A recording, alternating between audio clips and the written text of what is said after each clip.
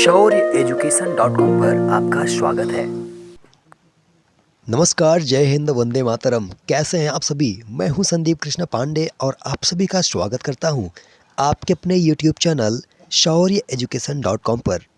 प्यारे दोस्तों, वादे पर खरे उतरते हुए मैंने आपसे कहा था कि मैं आपको भूगोल, इतिहास, नागरिक शास्त्र, अर्थशास्त्र, जितने भी हमारे आर्ट के सब्जेक्ट हैं और जो साइंस के सब्जेक्ट हैं, सारे विषयों के वीडियोस आपको देने वाला हूं।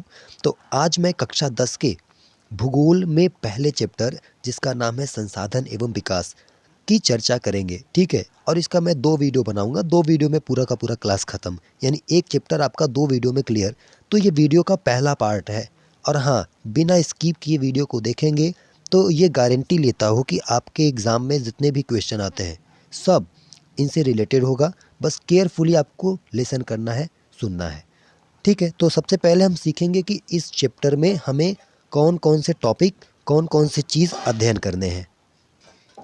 तो सबसे पहले सीखेंगे कि संसाधन क्या होता है। इसके बाद संसाधन के प्रकार सीखेंगे, यानी वर्गीकरण।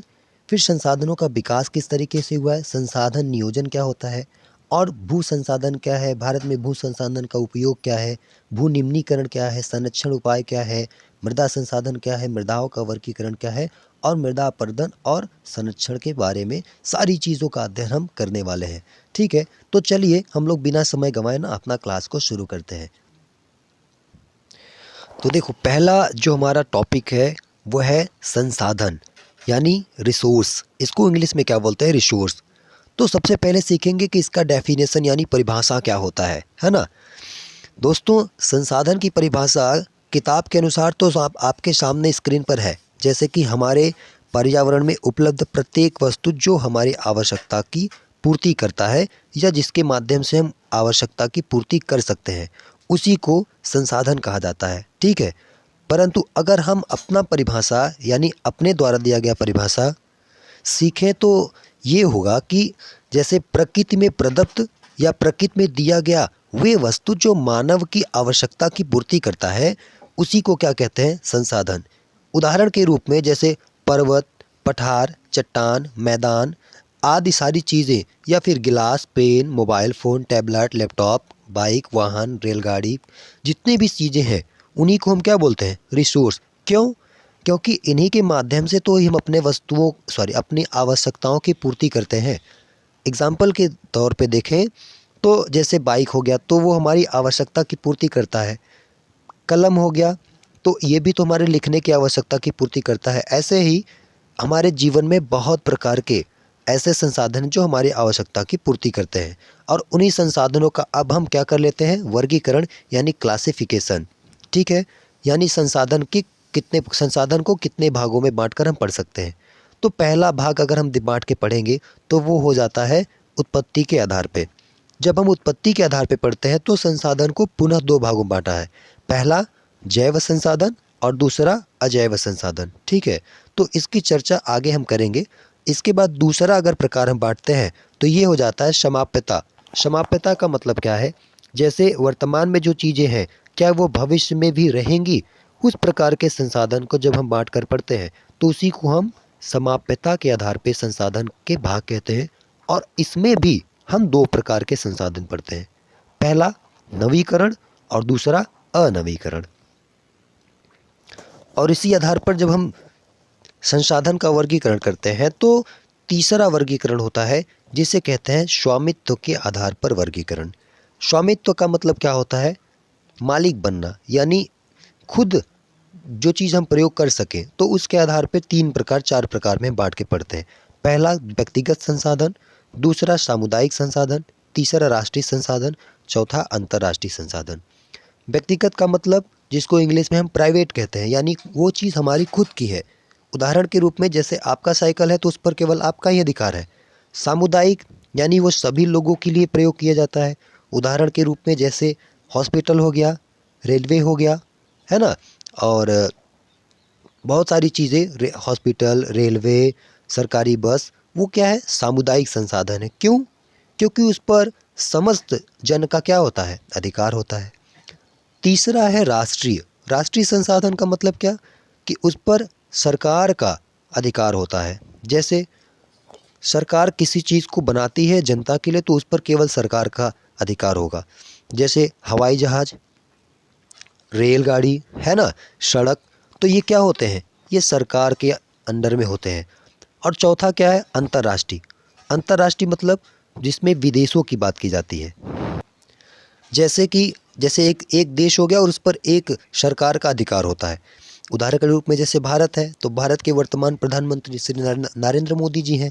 तो ये अंतर्राष्ट्रीय। और अमेरिका हो गया, यूरोप, प्रत्येक देश में भी विभिन्न प्रकार के संसाधन पाए जाते हैं तो वहाँ की सरकार उस पर क्या करती है, अधिग्रहण करती है, ताकि दूसरे देश के सरकार उस पर अधिग्रहण न कर सके। तो वो हमारा हो जाता है अंतर्राष्ट्रीय संसाधन। ठीक है। तो इसके बाद चौथा हम बांट के जब पढ़ते हैं तो वो होता है विकास के स्तर पर संसाधनों का वर्गीकरण। यानी धीरे धीरे कौन सी चीज़ें हैं जो विकास में वृद्धि ला सकती हैं, कौन सी चीज़ें हैं जो विकास में कमी ला सकती हैं। जब इसके बारे में हम पढ़ना शुरू करते हैं तो इसी को कहा जाता है विकास के स्तर के आधार पर संसाधन का वर्गीकरण। इसके अंतर्गत संभावी, संभाव्य विकसित भंडार और संचित कोष, इन चीज़ों का अध्ययन करते हैं। तो मुझे आशा है कि आपको संसाधन का परिभाषा समझ में आ गया। एक बार फिर से आपको बता दूं कि संसाधन का परिभाषा क्या होता है। ऐसी वस्तुएं जो मानव की आवश्यकता की पूर्ति करती है उसी को हम क्या कहते हैं, संसाधन यानी रिसोर्स कहते हैं। ठीक है। आइए अब आगे पढ़ते हैं। अभी तक हम पढ़े कि संसाधन को कितने भागों में बांटकर पढ़ते हैं। जैसे कि जैव संसाधन। जैव संसाधन क्या होता है, ऐसे संसाधन जो हमें जीव मंडल से प्राप्त होते हैं। कहाँ से प्राप्त होते हैं, जीव मंडल से प्राप्त होते हैं, एवं इनमें जीवन होता है, यानी ये लिविंग्स होते हैं और उन्हीं को हम जैव संसाधन कहते हैं। यानी लिविंग्स रिसोर्सेज जो होते हैं उनके अंदर प्राण होता है। उदाहरण के रूप में मनुष्य हो गया, प्राणी जगत हो गए, पेड़ पौधे हो गए, पशु पक्षी हो गए, ये जितने भी हैं ये हमारे क्या कहलाते हैं, जैव संसाधन कहलाते हैं। ठीक है। इसके बाद जब हम बात करते हैं अजैव संसाधन की, तो सिंपल सा बात है, जब जैव संसाधन होगा तो उसमें जीवन होगा। अजैव, अ का मतलब नहीं, यानी वे सभी संसाधन जो निर्जीव वस्तुओं से बने होते हैं उन्हीं को हम क्या कहते हैं, अजैव संसाधन कहते हैं। उदाहरण के रूप में चट्टानें, वस्तुएं, मोटरसाइकिल, अन्य सभी चीज़ें जो हम प्रयोग करते हैं और जिनके अंदर प्राण नहीं होता, यानी वो स्वयं से कार्य नहीं कर सकते, तो उन्हीं को क्या कहते हैं, अजैव संसाधन। तो जैव अजैव संसाधन किसके अंतर्गत था, उत्पत्ति के आधार पर, है ना। अब हम बात करते हैं समाप्यता के आधार पर संसाधन का वर्गीकरण। समाप्यता का मतलब अभी मैंने आपको समझाया कि कोई चीज़ धरती पर कितने समय तक रह पाएगी और कितने समय से है, उसके आधार पर इसको जब हम बांट के पढ़ते हैं तो इनको भी हम पुनः दो भागों में बांट देते हैं। उदाहरण के रूप में पहला भाग नवीकरण संसाधन। नवीकरण संसाधन क्या होता है, ऐसे संसाधन जिन्हें विभिन्न भौतिक, रासायनिक और यांत्रिक प्रक्रियाओं द्वारा पुनः उपयोगी बनाया जा सकता है, उन्हीं को क्या कहते हैं, नवीकरण संसाधन। उदाहरण के रूप में वायु, जल, पवन और कुछ रासायनिक खाद, तो वे हमारे क्या होते हैं, नवीकरण संसाधन। यानी ऐसे संसाधन जिन्हें रासायनिक, भौतिक और यांत्रिक प्रक्रियाओं द्वारा दोबारा से उसका प्रयोग किया जा सके। जैसे वायु है तो वायु एक बार खत्म हो गया तो दोबारा से उसका निर्माण प्रकृति द्वारा हो सकता है। जल है तो जल चक्र के माध्यम से, जैसे जल, बारिश का पानी हुआ और वो धरती पर गिरा, धरती पर गिरने के बाद कुछ जल नदियों के माध्यम से पुनः समुद्र में पहुंच गया, वहाँ से वाष्प बना और वाष्प बन के फिर से उसकी बारिश हुई, फिर से धरती पर आ गया और कुछ भूजल के रूप में चला गया। तो जल हमारा क्या हुआ, नवीकरण संसाधन है, क्योंकि इसका कुछ न किसी प्रक्रिया द्वारा वह पुनः अपने रूप में आ जाता है ना।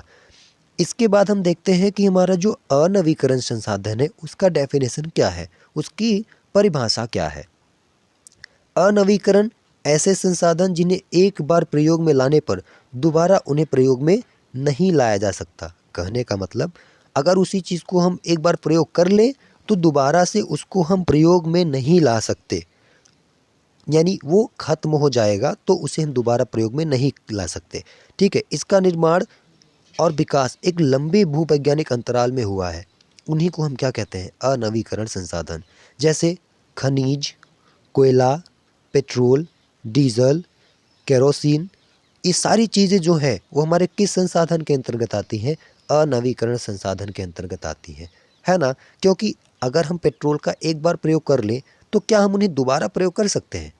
जैसे अगर हम अपने वाहन में एक बार डीजल डलवा लिए तो क्या हम उसी डीजल से कई हज़ार किलोमीटर चल सकते हैं? नहीं, हमें दोबारा से उस ईंधन की आवश्यकता पड़ेगी ना। तो उन उन जो डीजल ईंधन ईंधन है, उन्हीं को हम क्या कहते हैं? अनवीकरण संसाधन। यानी एक बार प्रयोग करने के बाद आप उसका दोबारा से प्रयोग नहीं कर सकते और इसे मानव को बचा के रखना चाहिए, है ना? ताकि भविष्य में आने वाली पीढ़ी को भी इसका लाभ मिल सके। आगे की वीडियो में हम आगे के टॉपिक में भी चर्चा करेंगे, तो आगे बढ़ते हैं, ठीक है?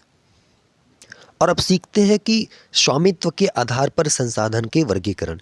जैसा कि मैंने शुरुआत में ही बताया था, स्वामित्व का मतलब मालिकाना यानी खुद के ऊपर। तो पहला क्या होता है? व्यक्तिगत संसाधन। पहला कौन सा संसाधन है सर? बोलेंगे व्यक्तिगत संसाधन यानी प्राइवेट रिसोर्सेज, है ना? ऐसे संसाधन व्यक्तिगत संसाधन कहलाते हैं जिसका स्वामित्व निजी व्यक्तियों के पास होता है। निजी व्यक्ति माने खुद के पास। जैसे आपका किताब, आपका मोबाइल, आपका फ़ोन, जो भी चीज़ है वो केवल आपका ही है, तो उस चीज़ को कहा जाएगा व्यक्तिगत संसाधन। जैसे आपका खेत है तो उस पर किसी गांव के किसी दूसरे व्यक्ति का खेत पर अधिकार नहीं होगा, तो वो आपका क्या हुआ? व्यक्तिगत संसाधन है ना? जैसे इसमें देखो एग्जाम्पल के रूप में भी लिखा है कि किसी किसान का ज़मीन, घर, मोटर वाहन, तो वो सब सारी चीज़ें क्या होती है? व्यक्तिगत संसाधन के अंतर्गत आती है। ये परीक्षा में पूछेगा तो मुझे आशा है कि आप इसको लिख दोगे, है ना? इसके बाद दूसरा हमारा क्या है?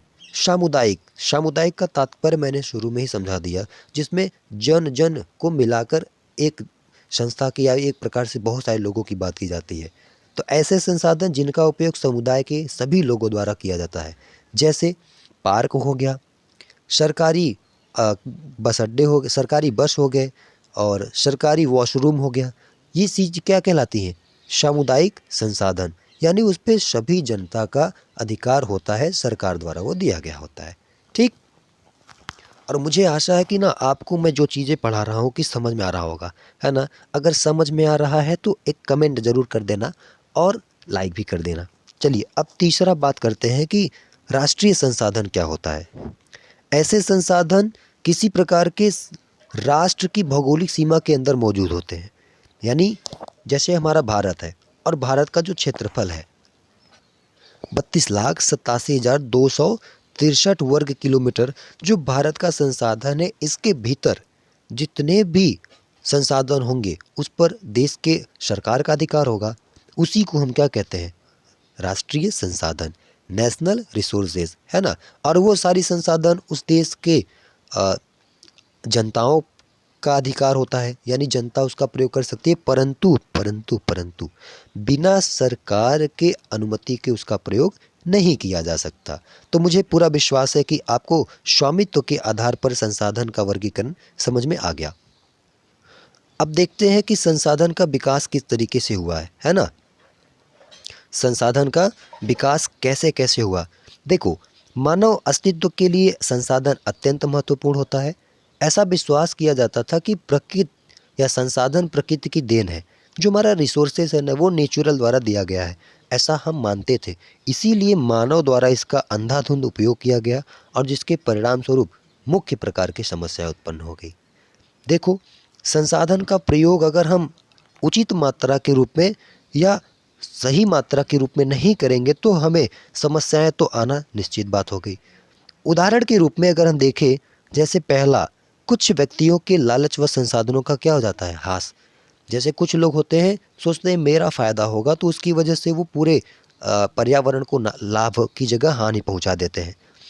संसाधन समाज के कुछ लोगों के हाथ में आ गए, जिससे समाज दो संसाधन संपन्न एवं संसाधनहीन बन गए, अर्थात अमीर और गरीब में वो क्या हो गया? बट गया। संसाधन का जब हम अंधाधुंध शोषण करते हैं ना, तो उससे वैश्विक परिस्थितियां संकट में आ जाता है। उदाहरण के रूप में अभी आप कोरोना को झेले, तो उसमें क्या हुआ कि हमने प्रकृति के साथ खिलवाड़ किया। प्रकृति में हमने विभिन्न प्रकार के टेस्ट किए और जिसकी वजह से क्या हुआ? संकट पैदा हो गया। तो सिंपल सा बात है, जब हम संसाधन का दुरुपयोग करना शुरू कर देते हैं तो पर्यावरण का जो संतुलन है वो बिगड़ जाता है, और जिसकी वजह से क्या होता है, हमारे धरती पर संसाधनों की कमी और साथ में विभिन्न प्रकार की संकटें उत्पन्न हो जाती हैं।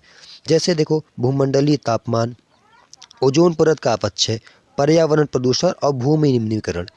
भूमंडलीय ताप यानी जब हम एसी, फ्रिज आदि चीज़ों का प्रयोग करते हैं तो उसमें से सीएफसी क्या निकलता है, सीएफसी यानी क्लोरोफ्लोरोकार्बन गैस निकलता है, जिसकी वजह से क्या होता है, पृथ्वी का तापमान बढ़ जाता है, क्योंकि यह ओजोन परत के साथ क्रिया करता है। यानी ओजोन परत का क्या करता है, अवक्षय क्षरण करता है, जिसकी वजह से हमें गर्मी ज़्यादा मात्रा में मिल जाती है। इसके बाद पर्यावरण प्रदूषण।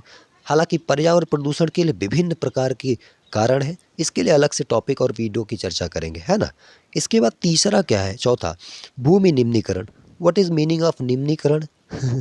निम्नीकरण का मतलब होता है कि उसका ह्रास कैसे हो रहा है, यानी हमारी ज़मीन धीरे धीरे अनुपजाऊ कैसे बन जाती है, इसके बारे में हम आगे पे बात करेंगे। देखो दोस्तों, जब हम बात करते हैं कि संसाधन को कैसे बचाया जा सके, तो उसके लिए एक रूल बनाया गया, ठीक है, एक नियम बनाया गया, एक सम्मेलन किया गया। उस सम्मेलन को नाम रखा गया एजेंडा 21। क्या नाम रखा गया, एजेंडा 21। ये आपके 10वीं के परीक्षा में भी काम आएगा, कंपटीशन के परीक्षा में भी काम आएगा, और आगे जा कर के जब आप टीचर की तैयारी करेंगे तो उसमें तो भाई इन्वायरमेंट का एक बेस्ट टॉपिक होता है, उससे तो आना ही आना है।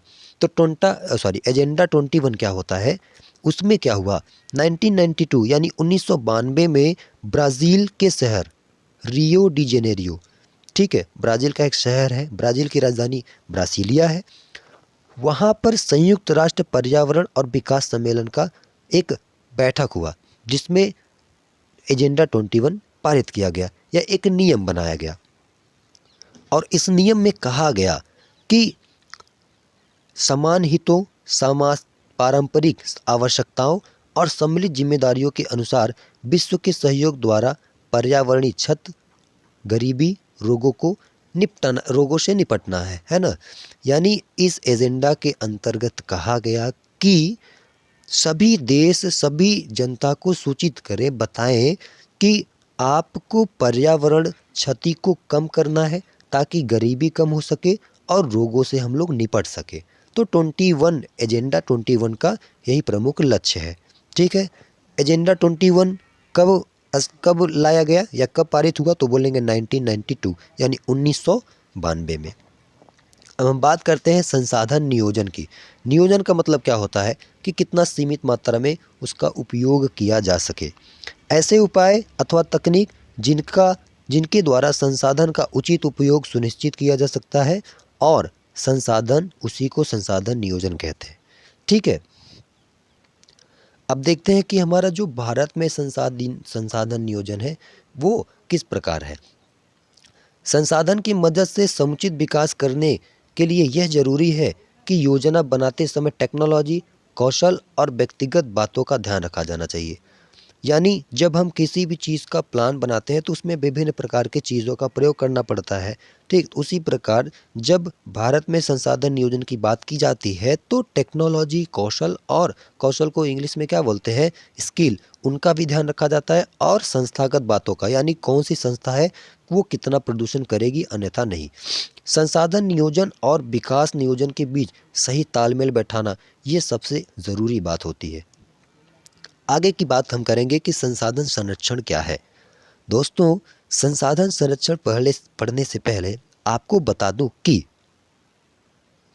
आपके लिए जो ये वीडियो बना रहा हूँ इसके लिए मेहनत करना पड़ता है, तो आप लोग प्लीज़ कम से कम मेरा सपोर्ट कर सकते हैं, ताकि मैं आगे आपके लिए इस प्रकार का वीडियो बनाऊँ। तो कमेंट, आपको जिस प्रकार का वीडियो, जैसा समझाने का वीडियो चाहिए, मैं वो लाने की पूरी कोशिश करूँगा। तो आप लोग प्लीज़ एक लाइक और एक कमेंट, और हाँ, अपने दोस्तों को भी शेयर कर दिया करो, ताकि उनका भी कम से कम एक चैप्टर तो क्लियर हो जाएगा ना। कभी कभी स्कूलों में इस प्रकार से नहीं पढ़ाते, ठीक है। और ये जो आपके सामने लिखा हुआ आ रहा है ना, ये आपका एक प्रकार से नोट्स है, ठीक है, जो मैंने टाइपिंग करके आपके लिए लाया है।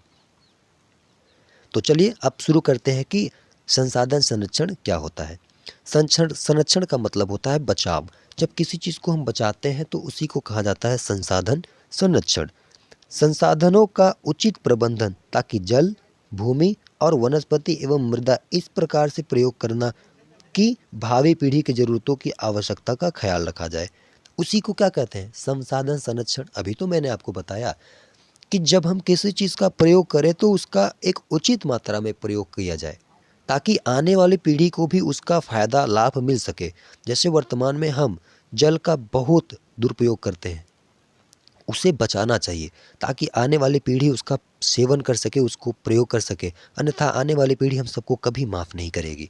वो यही कहेगी कि हमारे पूर्वज किसने मतलब कितने बुरे प्रकार के थे कि वे हमारे लिए कुछ भी छोड़कर नहीं गए। इतने टेक्नोलॉजी, इतने समझदारी के बावजूद भी वो हमारे लिए कुछ नहीं छोड़े।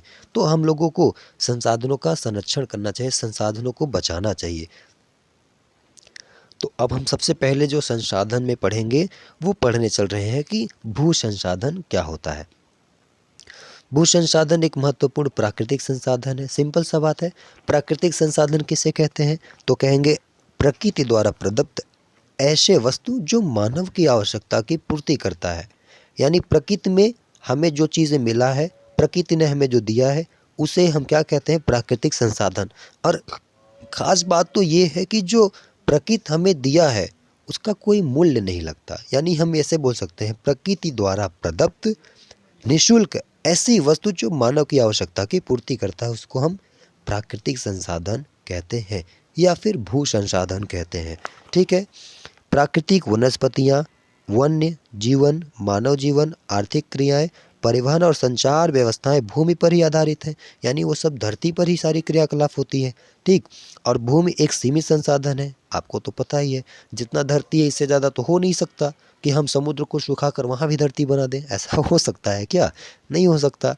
तो इसलिए इसका उपयोग सावधानीपूर्वक और योजनाबद्ध तरीके से किया जाना चाहिए। बार बार वही चीज़ आ रहा है जो मैं आपको पिछली बार बता चुका कि संसाधन का प्रयोग सिंचित मात्रा में, उचित मात्रा में करना चाहिए। भारत में भूमि संसाधन क्या है, आओ समझते हैं। दोस्तों, हमारा जो भारत है ना, उसमें लगभग 43% भू क्षेत्र जो है मैदान है। मैदान का मतलब वहाँ पर उपजाऊ, रहने लायक और कृषि करने लायक बहुत सारी चीज़ें, उसके लायक केवल 43% यानी 43% भाग ही है जो कृषि और उद्योग विकास के लिए सुविधाजनक है। और लगभग 30% जो भूमि है उस क्षेत्र पर विस्तृत रूप से पर्वत है। यानी भारत के 30% भाग पर क्या है? पर्वत, माउंटेन है, जो 12 मासी नदियों के प्रवाह को सुनिश्चित करता है। 12 मासी नदियाँ क्या है? 12 मासी नदियाँ का मतलब होता है कि उसमें से लगातार 12 महीने क्या होता है? नदियाँ में से पानी निकलता रहता है या पानी भरा रहता है। और पर्यटन विकास के अनुकूल अनुकूल परिस्थितियाँ प्रदान करता है और पारिस्थितिकी के लिए महत्वपूर्ण है। अच्छा सर, पारिस्थितिकी क्या होता है? तो आप बायोलॉजी के टॉपिक में पढ़े होंगे। पारिस्थितिकी मतलब इकोसिस्टम। ठीक है। पारिस्थितिकी मतलब इकोलॉजी, जिसमें एक ही स्थान पर विभिन्न प्रकार के जीव जंतु क्या करते हैं? निवास करते हैं और सारी क्रियाकलाप उसी के अंतर्गत करते हैं। उन्हीं को क्या कहा जाता है? पारिस्थितिकी। ठीक है मेरे प्यारे बच्चों, प्यारे दोस्तों, अब हम देखते हैं कि हमारा जो भू उपयोग है, धरती का उपयोग या ज़मीन का उपयोग किस प्रकार से कौन कौन चीज़ों के कार्यों के लिए हम करते हैं। भौगोलिक प्रक्रिया जिसे अनुसार भूमि का प्रयोग विभिन्न आर्थिक गतिविधियों के लिए किया जाता है। तो पहला, जैसे अगर इसको हम देखें तो पहला वन है। वन के लिए भी हमें भू संसाधन का आवश्यकता पड़ता है। पेड़ों से आच्छादित एक विशाल क्षेत्र को हम क्या कहते हैं? भू। आच्छादित का मतलब क्या होता है? घिरा होना, ढका होना। ठीक है। इसके बाद कृषि के लिए भी भूमि की बहुत ज़्यादा आवश्यकता पड़ती है, क्योंकि कृषि के बिना हमारा जीवन न के बराबर है। कृषि में ही हम फसल उत्पादन करते हैं और फसल से अपने पेट पालन करते हैं। ठीक। बंजर तथा कृषि अयोग्य भूमि, गैर कृषि प्रयोजनों में लाई गई भूमि, इमारतें, सड़कें, उद्योग आदि चीज़ों का जो प्रयोग, आदि चीज़ें जो बनाई जाती हैं या इनका उपयोग किया जाता है, वो हमारा सारा धरती पर निर्भर होता है। कुछ धरती परती भूमि के रूप में होती है, जैसे जहाँ पर खेती नहीं की जा सकती। ठीक है। उन्हीं भूमि को क्या कहते हैं? परती भूमि। इसके बाद एक जो अन्य धरती है जहाँ 1 से 5 वर्ष में कभी खेती न की गई हो, यानी 1 वर्ष से 5 वर्ष के बीच में कभी नहीं खेती की गई है, तो उसको हम अन्य पर्वतीय भूमि कहते हैं। कई प्रकार के अन्य कृषि योग्य भूमि होती है। अस्थायी चारागाहें, अन्य गदोचर भूमि, विविध वृक्षों और वृक्ष फसलों एवं उपवन के अधीन भूमि, कृषि योग्य बंजर भूमि, 5 वर्षों या अधिक से खाली भूमि, सारी चीज़ों को हम क्या कहते हैं? अन्य कृषि योग्य भूमि को अंतर्गत रखा जाता है। ठीक है। इसके बाद हम पढ़ते हैं कि शुद्ध बोया गया क्षेत्र क्या होता है। यानी एक वर्ष में एक बार से अधिक बोए गए क्षेत्र को शुद्ध बोया गया क्षेत्र कहते हैं। ठीक, तो ये थी हमारी आज की वीडियो की टॉपिक और मुझे आशा है कि आपको ये समझ में आया होगा। और अब हम देखेंगे कि क्या नाम है, आप कितना ज़्यादा इसे पसंद करते हैं। अगले वीडियो में आपके उत्साह को देखेंगे। आप जितना ज़्यादा कमेंट करेंगे तभी हम आपके लिए नया वीडियो बनाएंगे। ठीक, और अभी तो ये पहला भूगोल का टॉपिक था। आगे हम मैथ्स, साइंस में फिजिक्स, केमिस्ट्री और बायोलॉजी का टॉपिक लाने वाले हैं। बायोलॉजी के लिए आपके नए सर रहेंगे। ठीक है, और फिजिक्स केमिस्ट्री के लिए राहुल सर रहेंगे। बाकी मैथ्स के लिए भी राहुल सर हो सकते हैं या फिर मैं ही पढ़ा सकता हूँ आपको। ठीक, तो मुझे आशा है कि आप लोगों को ये वीडियो पसंद आई होगी और आज के लिए इतना ही। तब तक के लिए जय हिंद, वंदे मातरम, राधे राधे। आपका प्यारा दोस्त संदीप कृष्ण पांडे।